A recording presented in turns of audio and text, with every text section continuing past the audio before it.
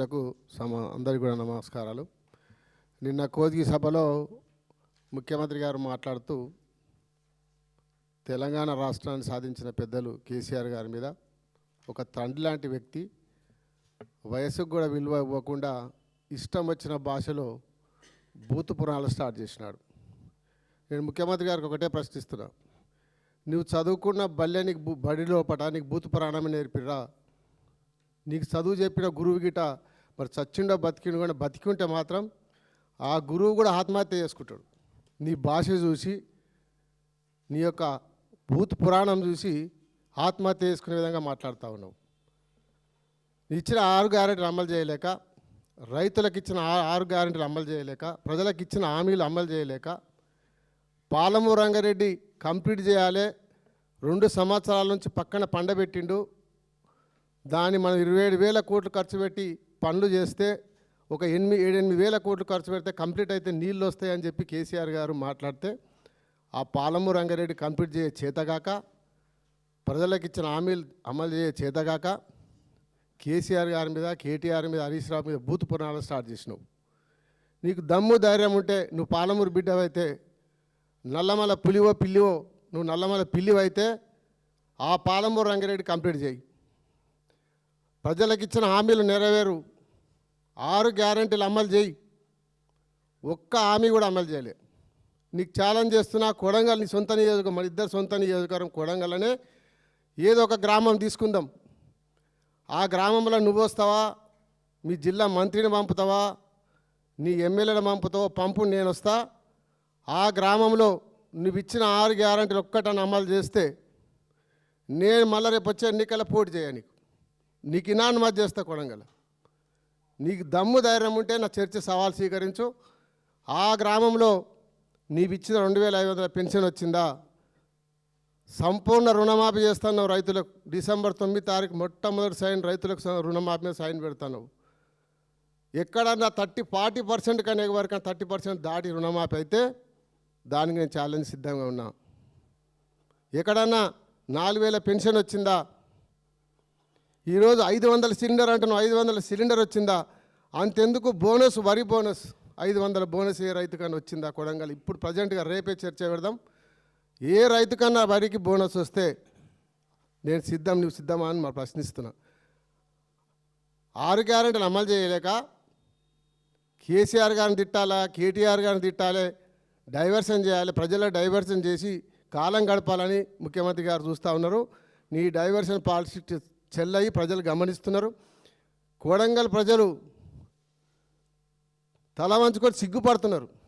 మేము ఎందుకు ముఖ్యమంత్రిని చేసినామా, మా ప్రజలు అందరం ఓట్లేసి కొడంగల్ నుంచి ముఖ్యమంత్రి ఎందుకు చేసినామా అని కొడంగల్ ప్రజలే తల వంచి సిగ్గుపడతా ఉన్నారు.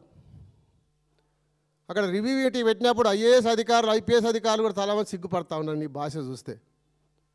అట్లాంటి భాష ఏ ముఖ్యమంత్రి కూడా గతంలో మాట్లాడలే.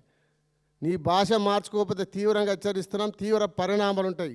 కేసీఆర్ గారిని కానీ కేటీఆర్ గారిని తిడితే కేసీఆర్ గారు ఖాళీ గోటికి సరిపోవు. నువ్వు కేసీఆర్ గారి నుంచి మాట్లాడతావు.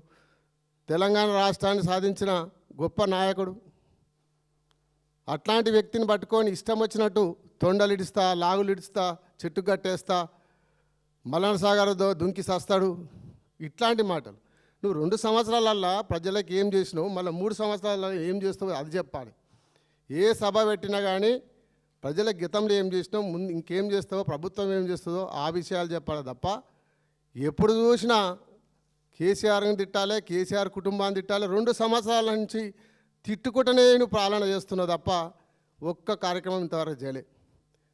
మేము చేసిన అభివృద్ధి కార్యక్రమాలే ప్రారంభించుకుంటూ పోతారు. కొడంగల్లో కూడా మనం చేసిన అభివృద్ధి కార్యక్రమాలే. నువ్వు రిబ్బన్, మీ సోదరుడు తిరుపతి రెడ్డి రిబ్బన్ కట్ చేస్తున్నాడు కానీ ఇంతవరకు ఒక్కటి కూడా జరగలే. కేసీఆర్ గారు మాకు అభివృద్ధి మీద పోటీ పడిచ్చిండు.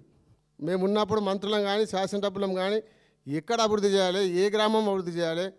మాబునార్ పట్టణం చూడండి 10 ఏళ్ల క్రితం ఎట్లుండి ఇప్పుడు ఎట్లయింది. నారాయణపేట పట్టణం చూడండి 10 ఏళ్ల క్రితం ఎట్లుండే, తెలంగాణ వచ్చిన తర్వాత నారాయణపేట పట్టణం ఎట్లయింది.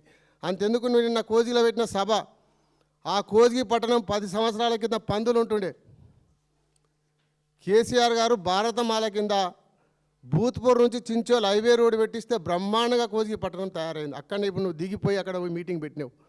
అట్లాంటి అభివృద్ధి కార్యక్రమాలు మేము పోటీ పడితే కేసీఆర్ గారు తెలంగాణ సంపద పెంచి పేదలకు పంచిండు. ఆ సంపద పెంచే తెలివి లేదు. మేము అభివృద్ధిలో పోటీ పడితే మీరు మీ మంత్రులు మీ ఎమ్మెల్యేలు భూదందలలో పోటీ పడుతూ ఉన్నారు. కమిషన్లు ఎట్లా పంచుకోవాలో పోటీ పడుతూ ఉన్నారు. కేసీఆర్ గారు గతంలో తెలంగాణ సంపద పెంచిన ఒకటే ఎగ్జాంపుల్. గతంలో ఒక శాండ్ విషయంలోనే తెలంగాణ రాకముందు ఒక శాండ్కే 600 కోట్ల సంవత్సరానికి ఇన్కమ్ వస్తే 5 ఏళ్ల లోపల 7,000 కోట్లు దాన్ని పెంచి ఈరోజు సంపద పెంచి పేదలకు పంచిండు. మరి మీరు ఏడ సంపాదిస్తూ ఏ ప్రభుత్వం ఏ శాఖల మీరు ప్రభుత్వం ఖజానా పెంచుతూ చెప్పాలి ప్రజలకు. మొత్తం రియల్ ఎస్టేట్ దందా, 4th సిటీలో రియల్ ఎస్టేట్ దందా చేసి భూములు అమ్ముకొని కమిషన్లు 50% కమిషన్ల కోసము ఆ భూములన్నీ ఓటర్లకు కంపెనీలకు ఇచ్చేసి మీరు ప్రభుత్వాన్ని నడుపుతా ఉన్నావు. కేసీఆర్ గారు కోకపేటలో చేసిన వెంచర్ల ప్లాట్లు అమ్ముకొని ప్రభుత్వాన్ని నడుపుతా ఉన్నావు. నీకు దమ్ము ధైర్యం ఉంటే ప్రభుత్వ సంపద పెంచు, పేదలకు పంచు. నువ్వు చెప్పిన 6 గ్యారెంటీలు అమలు చేయి. 15,000 రైతు బంధు, మహాలక్ష్మి కింద 2,500 తులం బంగారమి. అది చేత కాదు. అవన్నీ డైవర్షన్ చేయనికనే ఏం చేయాలో కేసీఆర్ కుటుంబాన్ని తిడితే ఇవన్నీ మర్చిపోతారు అనుకుంటున్నావు. నీకు బట్టలు ఇప్పే రోజు దగ్గర వస్తుంది, ప్రజలే బట్టలు ఇప్పుతారు. ఆ తిప్పుతామని చెప్పినట్టు తొండలు మీకు ప్రజలే నీకు తొండలు ఇచ్చే రోజులు దగ్గర వస్తాయి. తప్పకుండా ఒళ్ళు దగ్గర పెట్టుకొని ముఖ్యమంత్రి గారు పనిచేసి ప్రజలకు సేవ చేయి.